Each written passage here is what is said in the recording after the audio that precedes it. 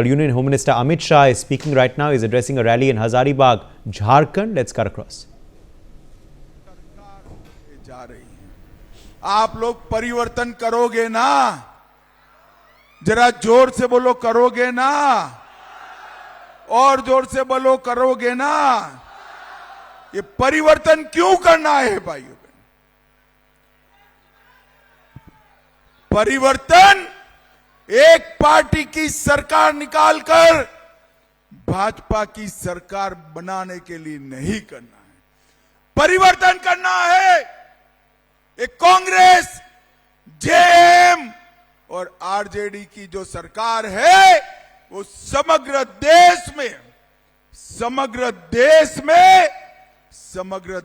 में सबसे भ्रष्टाचारी सरकार है, उसको बदलना है। हजारों की मेदनी है। आप में से किसी ने 350 करोड़ रुपया एक साथ देखा है क्या? अरे जोर से बोलो, देखा है क्या? 30 करोड़ रुपया देखा है क्या? अब देखिए, कांग्रेस के नेता धीरज साहू के घर पर रेड पड़ी और 350 करोड़ रुपया पकड़ा गया। आलमगीर आलम के पीए के घर पर रेड पड़ी, 30 करोड़ रुपया पकड़ा गया। 27 मशीनें नोट गिनने के लिए लाए, मगर वो भी गर्म होकर बंद हो गए। 2 दिन गिनती चली, 2 दिन। कितने दिन चली? अरे हजारीबाग वालों, ये पैसा किसका है? जरा जोर से बोलो। ये पैसा मेरे झारखंड के युवाओं का और पिछड़े वर्ग का है, जो एक कांग्रेस और जेएम लूट कर ले गए। एक करप्शन अटकाना है। जोर से बोलो, ये भ्रष्टाचार अटकाना है क्या? और जोर से बोलो, अटकाना है। अटकाना है तो उखाड़ कर फेंक दो ये झारखंड मुक्ति मोर्चा की सरकार को, एक कांग्रेस की सरकार को। मैं आपको कहता हूं, आपकी पाई जो चोरी कर कर गए हैं, उनको बख्शा नहीं जाएगा। उनको उल्टा लटका कर सीधा करने का काम भारतीय जनता पार्टी करेगी। भाइयों बहनों, इनके राज में 1000 करोड़ का मनरेगा घोटाला हुआ, 600 करोड़ का जमीन घोटाला हुआ, 1000 करोड़ का खनन घोटाला हुआ, हजारों करोड़ का शराब घोटाला हुआ, और मोदी जी मुफ्त राशन बेच रहे हैं, बांट रहे हैं, वो भी इस सरकार के बिचौलिए खा गए। भाइयों बहनों, गरीबों का जो राशन खा जाए उसको फिर से चुनना चाहिए क्या? बताइए, चुनना चाहिए? एक गरीबों की बात करने वाली कांग्रेस पार्टी, उसने अब तक गरीबों के लिए कुछ नहीं किया। झारखंड मुक्ति मोर्चा ने भी नहीं किया।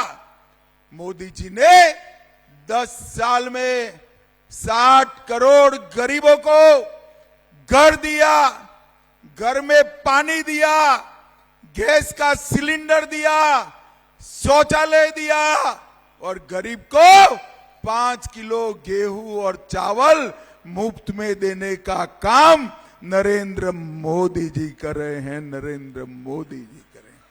और भाइयों बहनों, हर गरीब का 5 लाख तक का पूरा इलाज मुफ्त में हो रहा है। और अब किसी भी आय वर्ग के 70 साल से ज्यादा आयु वाले बुजुर्ग को और 5 लाख तक रुपया दिया जाएगा, इलाज के लिए दिया जाएगा। तो 10 लाख रुपए तक का पूरा इलाज आज नरेंद्र मोदी सरकार करा दी। भाइयों बहनों, कुछ दिन पहले ये राहुल बाबा, जानते हो ना राहुल बाबा को? अरे जानते हो या नहीं जानते हो? अरे जानते हो ना भाई? वो राहुल बाबा अमेरिका गए, अमेरिका में जाकर अंग्रेजी में बतियाने लगे और उन्होंने कहा अब इस देश में आरक्षण की जरूरत नहीं है। मुझे बताओ भाई, पिछड़ों का, दलितों का और आदिवासियों का आरक्षण बचना चाहिए या नहीं बचना चाहिए? जोर से बोलो, बचना चाहिए या नहीं बचना चाहिए? 10% सवर्णों को, गरीब सवर्णों को आरक्षण दिया है, वो बचना चाहिए या नहीं बचना चाहिए? ये कह रहे हैं हम आरक्षण हटा देंगे। और भाइयों बहनों, आज तो उन्होंने सारी सीमाएं लांघ की। आज महाराष्ट्र में उलेमाए हिंद वालों ने उनको एक ज्ञापन दिया जिसमें कहा कि इस देश के माइनॉरिटी को, मुसलमानों को 10% आरक्षण दीजिए। हमारा संविधान धर्म के आधार पर आरक्षण को परमिशन नहीं देता है, मगर ये कांग्रेस पार्टी, ये जेएम वाले अपनी वोट बैंक के लिए 10% आरक्षण वो मुसलमानों को देना चाहते हैं। मैं आपको पूछता हूं, सुप्रीम कोर्ट ने 50% की मर्यादा बांधी, ये कहां से लाएंगे 10%? किसी का तो कम करना पड़ेगा या नहीं करना पड़ेगा? एसटी, एससी और ओबीसी, दलितों का, पिछड़ों का, आदिवासियों का आरक्षण खत्म कर एक कांग्रेस पार्टी मुसलमानों को देना चाहती है। चिंता हो रही ना? हो रही ना? मगर मत करिए, मैं बताता हूं, जब तक भारतीय जनता पार्टी की सरकार है, नरेंद्र मोदी जी है, राहुल गांधी, हम पिछड़ों के आरक्षण को हाथ नहीं लगाने देंगे, नहीं लगाने देंगे। भाइयों बहनों, ये कांग्रेस पार्टी ओबीसी विरोधी पार्टी, पिछड़ा वर्ग विरोधी पार्टी, इन्होंने काका साहेब कालेलकर कमीशन 1957 में जो पिछड़ों को आरक्षण देने का प्रस्ताव लेकर आया, इसका विरोध किया। 1980 में मंडल कमीशन को ठंडे बस्ते में डाला और जब मंडल कमीशन का इंप्लीमेंटेशन होने लगा तो राजीव गांधी विरोध पक्ष में थे। उन्होंने 2 घंटा लंबा भाषण देकर कहा पिछड़ों को आरक्षण नहीं मिलना चाहिए। हमेशा से एक कांग्रेस पार्टी पिछड़ा वर्ग की विरोधी पार्टी रही और उन्होंने पिछड़ा वर्ग आयोग को इतने सालों तक मंजूरी नहीं दी। भारतीय जनता पार्टी की सरकार आते ही मोदी जी ने पिछड़ा वर्ग आयोग को संवैधानिक मान्यता देने का काम हमारे प्रधानमंत्री नरेंद्र मोदी जी ने किया और साथ साथ ढेर सारे केंद्र में सीधी भर्ती के लिए उन्होंने पिछड़ा वर्ग को आरक्षण देने का काम किया और मोदी जी के मंत्रिमंडल में भी 35% पिछड़ा वर्ग से आ रहे हैं।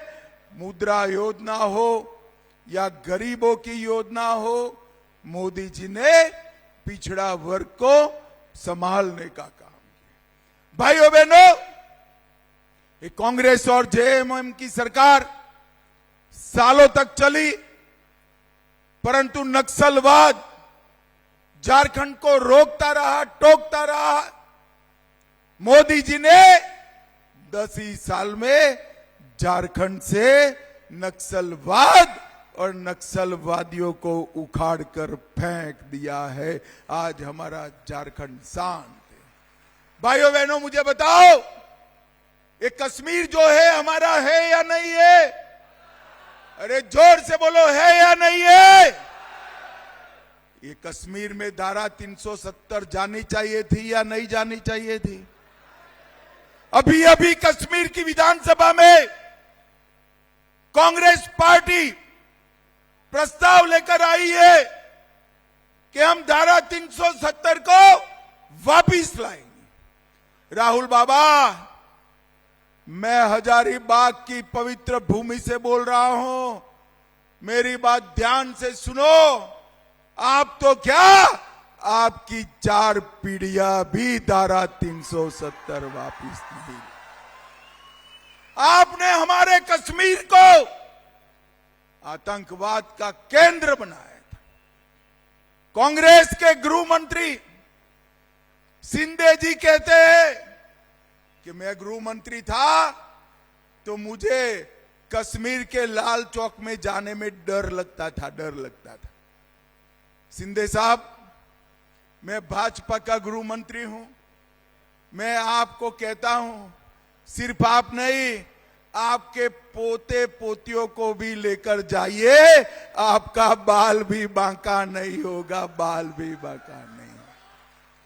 सालों तक ये कांग्रेस की सरकार चली, पाकिस्तान से आतंकवादी भारत में घुसकर बम धमाके करते थे और कोई जवाब नहीं दिया जाता। आपने 2014 में मोदी जी को प्रधानमंत्री बनाया, फिर से पाकिस्तान ने उरी और पुलवामा में हमला किया। मोदी जी ने 10 ही दिन में पाकिस्तान के घर में घुसकर सर्जिकल स्ट्राइक और एयर स्ट्राइक कर आतंकवादियों का सफाया करने का काम नरेंद्र मोदी जी ने। और भाइयों बहनों, मोदी जी ने इस देश को सुरक्षित बनाया है। मोदी जी ने इस देश को समृद्ध बनाया है। 11वें नंबर पर ये छोड़कर गए थे और 11वें नंबर से आज तक, मोदी जी आने तक 11वें नंबर पर रहे। मोदी जी ने 10 ही साल में 11 नंबर से हमारे अर्थतंत्र को 5वें नंबर पर लाने का काम नरेंद्र मोदी जी ने। क्या हजारीबाग वालों 5वें नंबर से खुश होते हो? 2027 दिसंबर में हमारा हिसाब मांगना, भारत दुनिया का 3रे नंबर का अर्थतंत्र बन जाएगा।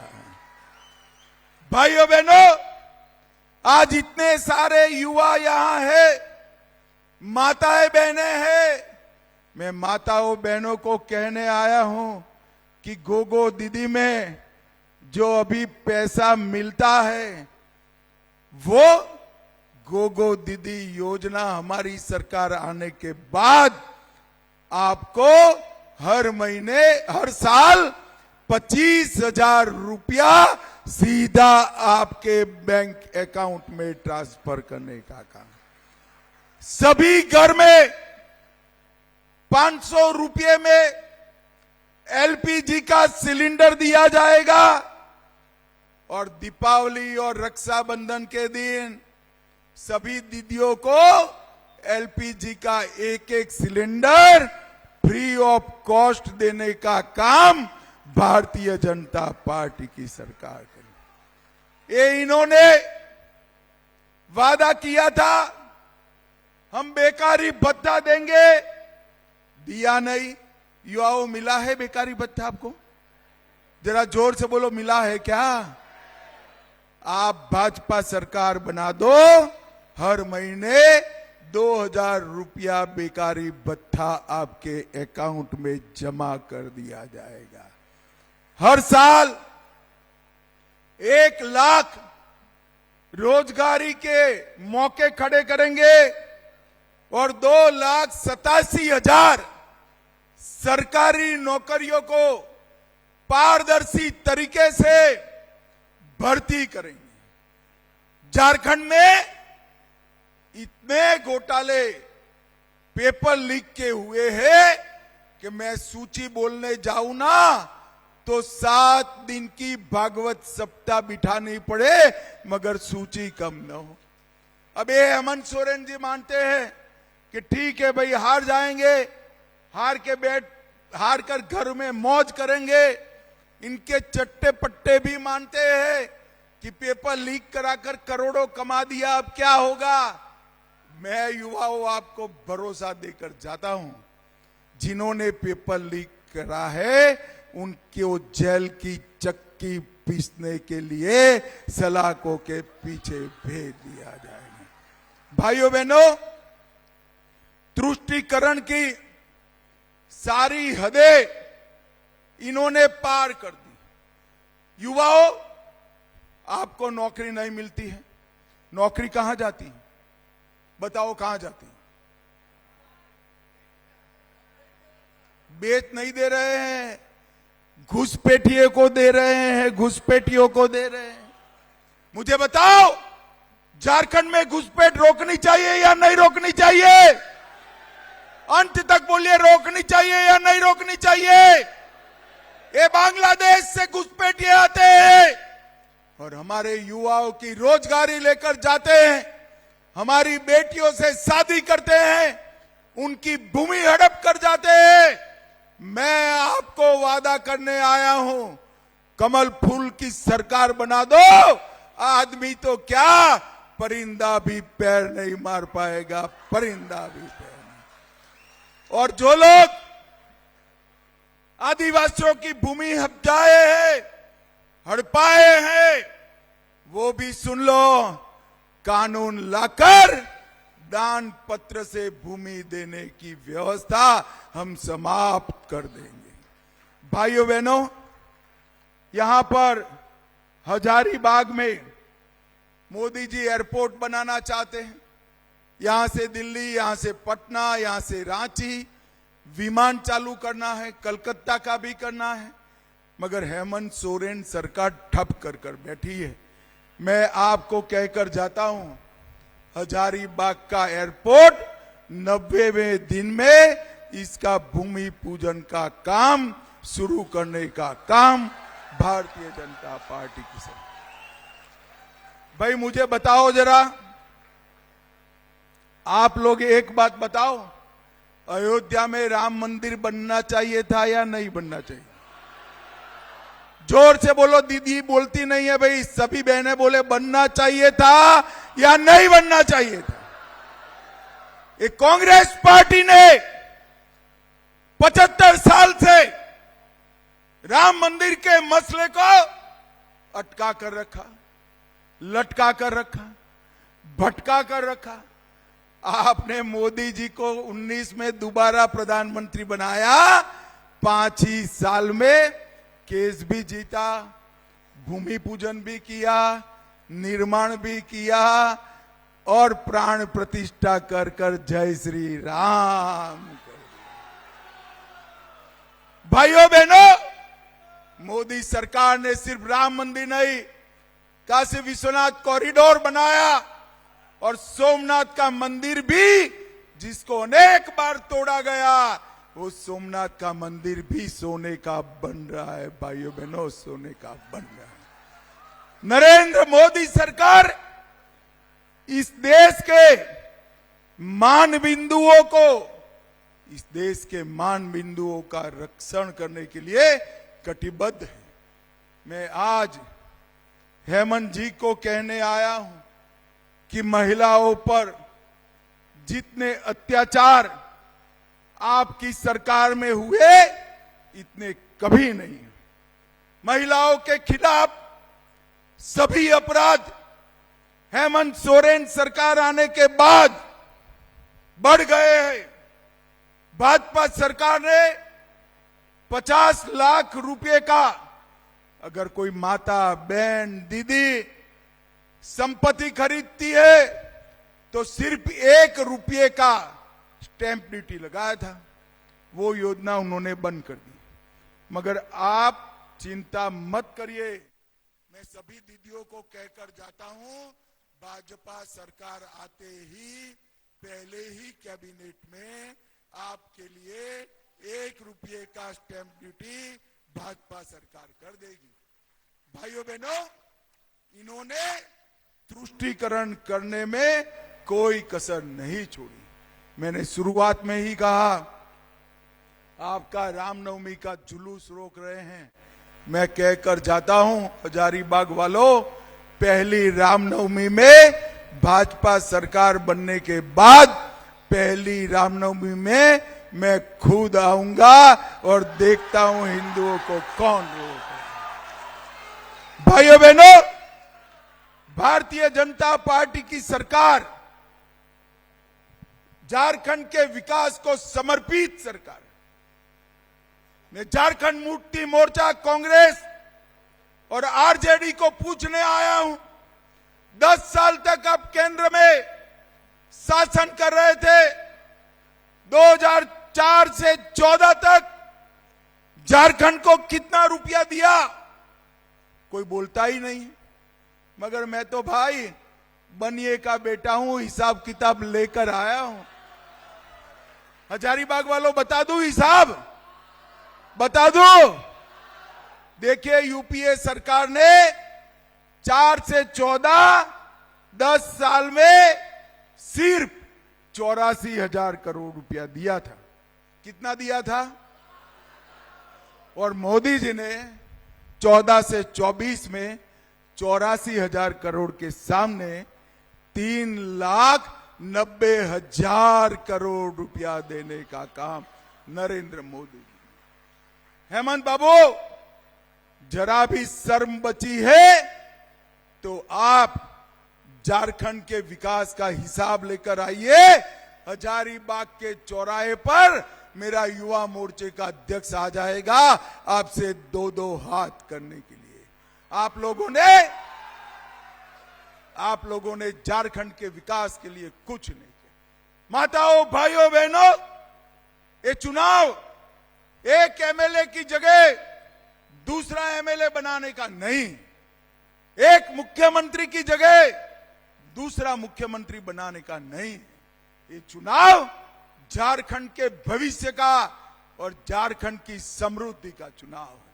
मैं बहुत जिम्मेदारी पूर्वक कहना चाहता हूं, झारखंड देश के सभी राज्यों में सबसे समृद्ध राज्य है। झारखंड के नीचे धरती माता के पेट में इतना खनिज पड़ा है जितना किसी भी राज्य के पास नहीं है। परंतु झारखंड का नागरिक, झारखंडी गरीब है। राज्य समृद्ध है, नागरिक गरीब है। तकलीफ कहां है? कहां तकलीफ है बताओ भाई? ये सरकार जो है ना, वो इलेक्ट्रिसिटी होती है, एचटी लाइन जाती है, एचटी लाइन में से आपके घर में सीधी बिजली आती है क्या? आएगी तो जल जाएगा ना, सब जल जाएगा या नहीं जल जाएगा? तो बीच में ट्रांसफॉर्मर चाहिए, ट्रांसफॉर्मर से डीपी पे, डीपी से घर में बिजली आती है, ठीक है ना? तो नरेंद्र मोदी सरकार एचटी लाइन है, विकास का लाखों करोड़ रुपया भेजती है, परंतु हेमंत सरकार ये ट्रांसफॉर्मर ऐसा है जो जल गया है। अब मुझे बताओ भाई, जो जल जाए ट्रांसफॉर्मर, इसको क्या करते हैं? अरे जोर से बोलो, जले हुए ट्रांसफॉर्मर को क्या करते हो? उखाड़ कर फेंक दो हेमंत सोरेन की सरकार को। For more such videos, subscribe to the NewsX YouTube channel, hit the bell icon.